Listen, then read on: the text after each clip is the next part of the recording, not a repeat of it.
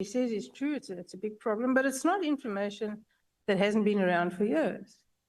Unless you've been living under a rock in this country, you had to know most of this, maybe not in this kind of detail, but everybody knew about all of these things. So do you know why now? Do you know if his press conference, General Mkhwanazi's press conference, was whether what he says is true or not, constitutes a genuine desire to expose corruption and criminality within the police, or is this the manifestation of a battle for power in the police? Is this a battle for the top job when Khumalo retires? Personally, quite honestly speaking, Honorable Chair, this has got nothing to do with the 121 dockets and the disbandment of the political killing task team. This, according to me, it's about the succession battle within the police. And why I'm saying this is about the succession battle within the police, I know that in this case, in my case, this whole thing is actually meant to block me from, they know, I had an interview where I was interviewed by one of the radio stations or TV stations and saying, General Sibiya, now that the General Lebeya will be going, are you interested? Are you available? And I said, well, given that opportunity, I will go. And then from there, the media were running saying that General Sibiya has thrown his head in the gauntlet as well, is ready. And as a result of that, you will see newspaper article that says Sibiya versus Musigidi versus Mkhwanazi. And then the next thing, what happened is that General Khumalo got arrested. That angered General Mkhwanazi to an extent that he sent a message to one of his friends, colleague, that says, can I proceed there? No. He sent a message of a song of Tupac that says, I'll kill them at night when they're sleeping. Now, he was so furious. And then even General Masemola, to an extent that I began to hear that they feel that I have something to do with that arrest. I ended up calling the National Commission and saying, NASCOM, I don't know about this arrest. Nobody knew. I didn't even expect it because this thing is something that happened within CI. The National Commissioner then said to me, no, you wouldn't have known about this arrest because it's something that happened within CI. Then later, I also got questions from the media guys that says, hey, we understand you are going to be arrested. You will get members who says, don't go to work on Monday. They say you are going to be arrested. Then I go to the National Commissioner, ask him, National Commissioner says, no, don't put me in there. You are not about to be arrested. Then we start working together. We run until the 4th of July, on the eve of the 6th, I get a call from General Mkhwanazi talking to me, asking me whether I'm coming to KZN or not. Then I said, no, I'll be coming, General. But the next thing, Sunday, this is a press conference about me. So as far as I'm concerned, and in one of these meetings, I think General Mkhwanazi said it in this house, where he said, the National Commissioner was on the doorstep of being arrested. That's why we had to do something. It's a direct admission that this was just a preemptive strike. So the people of South Africa have just been taken for a ride that, no, this is about the disbandment and the docket. Because this docket, we're not gathering dust in my office. I have demonstrated and I still have it, and this committee has got the benefit of being able to call for the dockets. They were last seen since some of them 2018, 2019, 2020, 2023, 2024. So I'm just saying, for us to be sitting here today talking about the issue of the docket, it's a non-issue. Those dockets were dead a long time ago. They are still dead now. Even if they can be called now tomorrow, you will see that they are still far. So how much of what General Mkhwanazi told us in his press conference is fact, and how much of it is semi-fact? And how much is it conjecture? General Mkhwanazi is playing the country and he's playing a mind game to the country, and he's actually playing those that are prepared to listen to him, because he knows how to play with words and what to say and the things he needs to say and how to say it in such a way that the country get moved. He will say, we are doing this thing for the country and to protect the people of South Africa. Me, I can defend myself, but the people of South Africa, who's defending them? Now he wants to play that he's defending the people of South Africa. Now he will then come and say, dockets were taken by General Sibiya, they are in his office, in his archives. I don't have dockets in my office, in my archive. I don't have that. And then he makes serious allegations in such a way that if someone was to say, General Mkhwanazi, you are the provincial commissioner, the police in KZN received information to go and conduct a search and seizure at Kalagabusha Hospital, Correctional Services. And they went there and they searched. And as they searched, they found drugs. Then someone called General Mkhwanazi, or a call come into the suspect that is being arrested phone, say, give them the phone. And then the suspect give the phone to General Mkhwanazi. General Mkhwanazi says, you stop right there, you stop what you're doing, that docket must be taken there. That's interference. And that's defeating. If it was done by someone else, that person would have been suspended. Just let's compare the fact that he says, when they went to arrest Katiso Molefe, a team was sent from head office to there.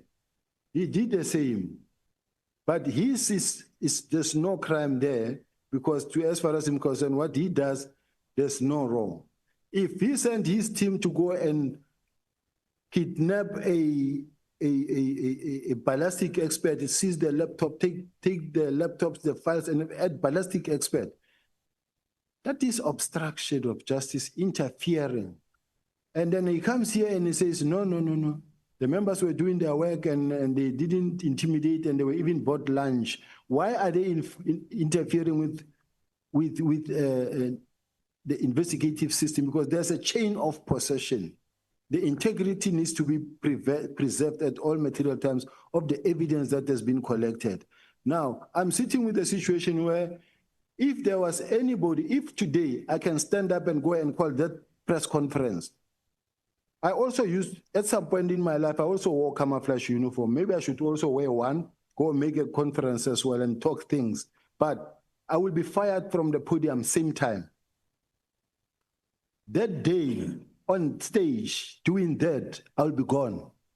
But some people, because they've got a very powerful social media that they have invested in, every TikTok that you open, no police official is allowed to do what General Mkhwanazi is doing. No provincial commissioner you will see on TikTok. He's the only one that campaign on and funded on TikTok. And this wins all the South Africans. You touch Mkhwanazi, you touch us. But he's a policeman. So I'm just saying there are a lot of things that are wrong that we are supporting as a country. And we are creating a monster that no one is able to control. That is why he's able to come here in this house and threaten members of this house and say, you don't touch the members of intelligence, and because you will forcing them to respond. And once they respond, they will talk. And once they talk, many of you, I don't know what said, many of you will do what, but that is wrong. We can't allow such a situation as a country to continue. So all I'm saying is that if the purpose for which he wants crime intelligence to continue and the political testing to continue, and then the next thing, nobody can touch them because they use this political killing testing to conduct their investigations. They also controlling intelligence. They've got intelligence on everyone. Whoever wants to come closer to them, then that person gets threatened, say that we will talk. Can't be that, can't be allowed.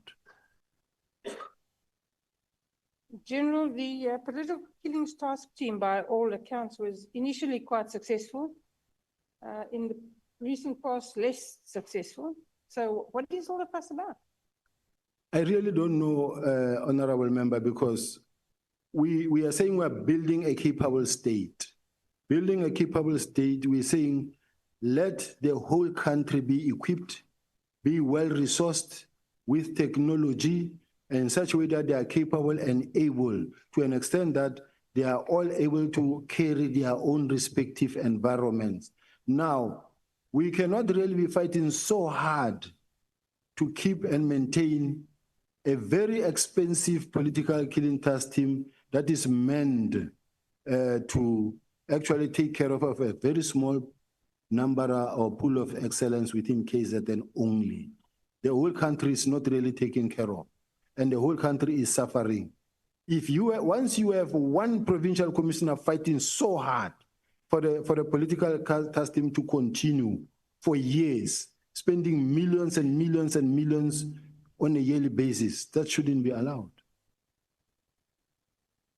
Tell me, General, when you were reinstated into the South African Police, did you know anything about Matlala, Mkhwanazi, these people? Not at all. I found them here, these people in the police, especially Matlala. I found them working with the police very close to the generals and other police officials. I mean, it is unfortunate. He's a well-known person. In my case, I didn't know him. I didn't know him only at the time when his name began to pop up. And by the time his name began to pop up, the moment you start to step back, you can see that already this man is known by all.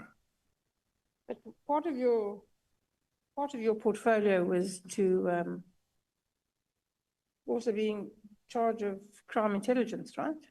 That's correct, Honorable Member. Surely they would have been able to fully inform you about these gentlemen. Did you not make inquiries? And if not, why not? This is one aspect that I think crime intelligence need to know.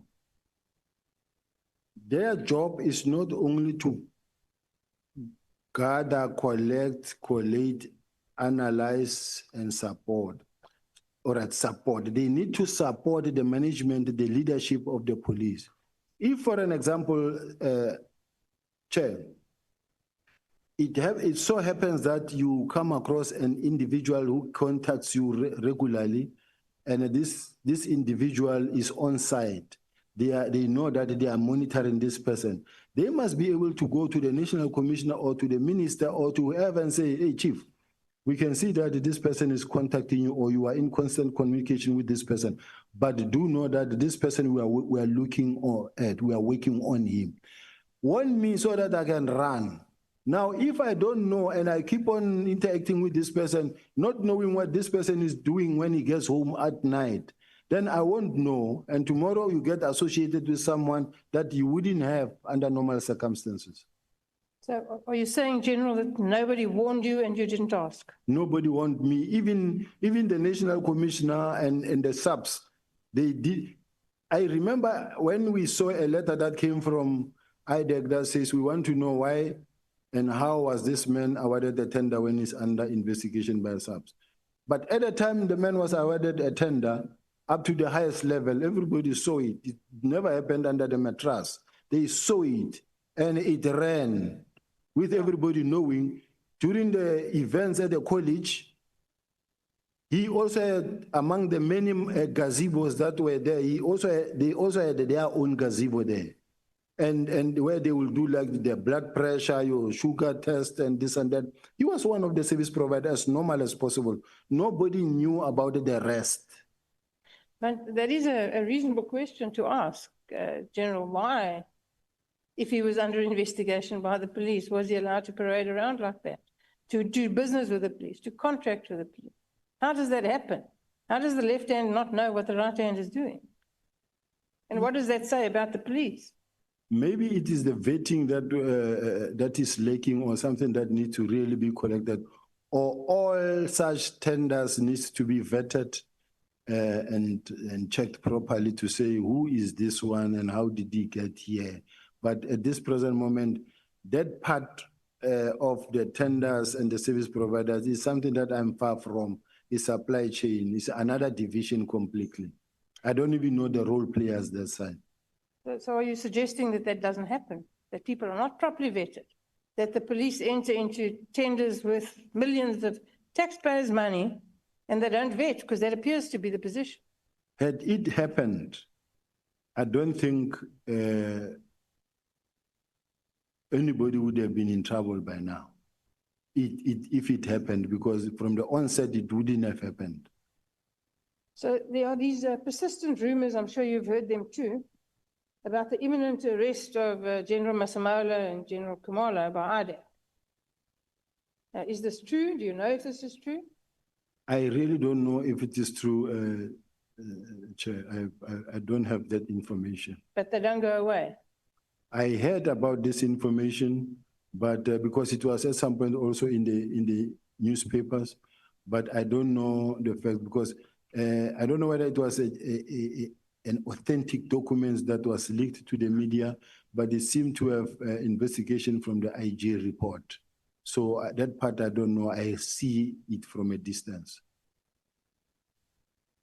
During your evidence, you spoke about a meeting with the National Commissioner and the Minister and other high-ranking officers, where Matlala and his contract with the police was discussed.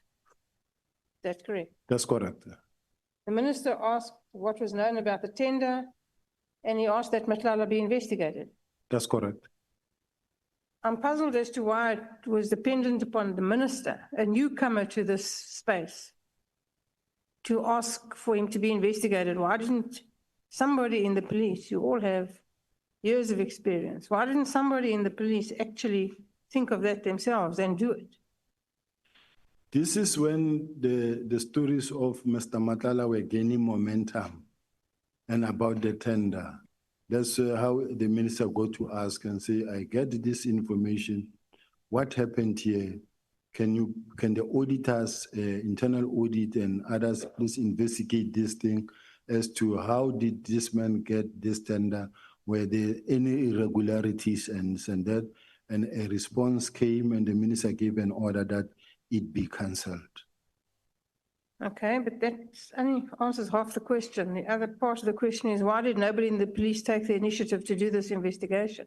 If the minister could read about it in the press, so could everybody in the South African police. Why didn't somebody do something? Why didn't you do something?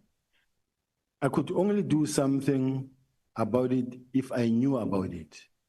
But up until we saw a letter from IDEC questioning that part and say, why is this thing happening? Because we are investigating this thing.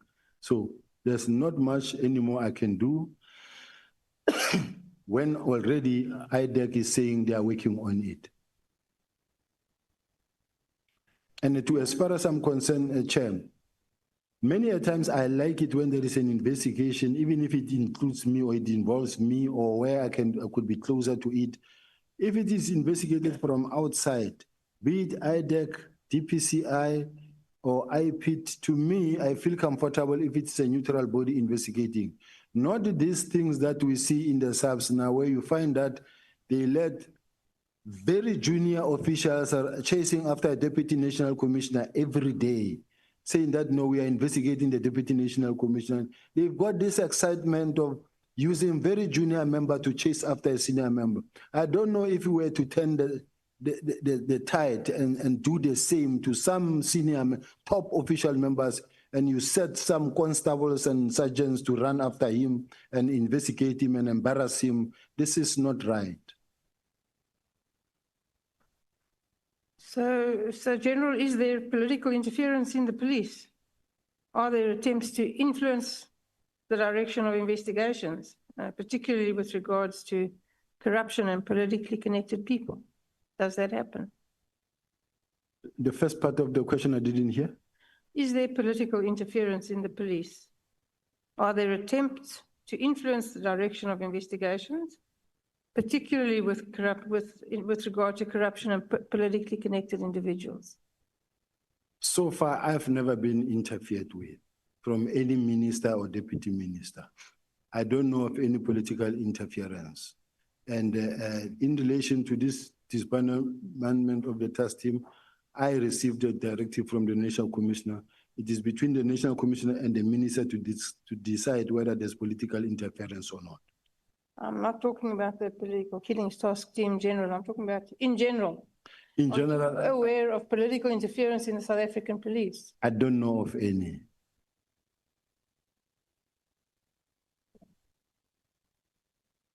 So you've never been asked to investigate or not investigate anybody? I've never been tasked to investigate anybody, any official from the side of the minister. In your view, is the top management of South African police capable of running the police in the best interests of South Africans? Yes, they are capable. When I look at the statistics and in the meetings that I've said where we said as a team, when we're really working and we're working hard, there's a difference, there's hard work that has been done. It is unfortunate that you do have this other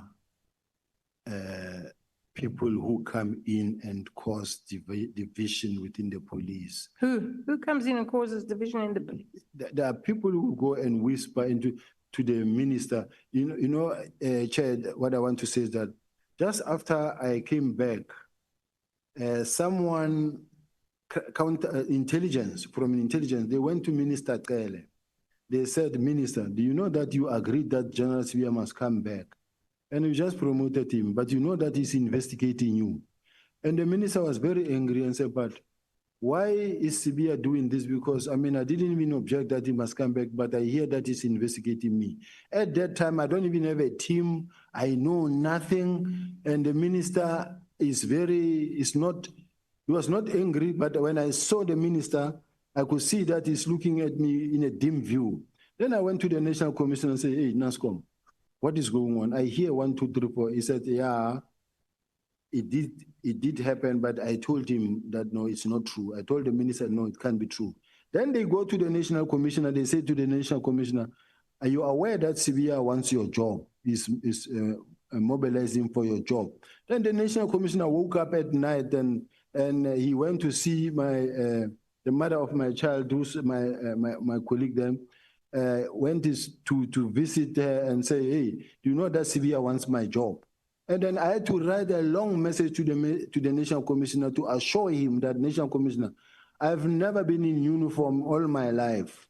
I've never been a station commander, a cluster commander or a provincial commissioner. I'm not interested to become a national commissioner. Please, I'm interested in the DPCI, but not here. And then he said, no, thank you very much. Please keep it the way you are. And the next thing, it never stopped. It went on and on and on and on, with the National Commissioner thinking that I want him out. So don't you want to be the National Commissioner? I don't think that is where I want to be, but if I'm approached, I would go for the opportunity. My role is that they've worked hard to try and speak to, when you look at artificial intelligence and all the negative stories are said about me, whether it's Senzo Meiwa, what they do is they just throw my name and then it will replicate into 1,000 that talks about negative things about you. Everything that you say, it just turned into artificial intelligence. Just to speak bad about my name in such a way that even tomorrow when I have to occupy a position, a consideration is to be made. They will say, this one is too controversial, or this one has a lot of issues. This is the intention. General, I understand that, this process is painful and it's not the first time you're going through it. But this isn't only about you. You understand that? This is about South Africa. And my question to you was, do you think the top management of the South African police are capable of running the police service in a fashion that is in the best interests of South African citizens? And you said yes, but just the state of the country, the level of crime, South African police service is not managing to do a good job. I understand that there are thousands of policemen who go to work every day, and thank God for them, who do a great job.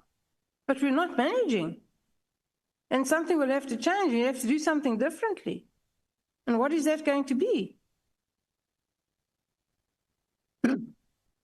I must indicate, Chair, the National Commissioner of the South African Police Service, the current National Commissioner, He's very experienced. And he knows his job. He knows what he's doing.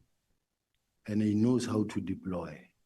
And he knows how to build a team at some point. He knows how to look at the situation. Let's take, for an example, the elections. And he knows how to plan, put a proper plan together that will actually result into zero incidents throughout the country.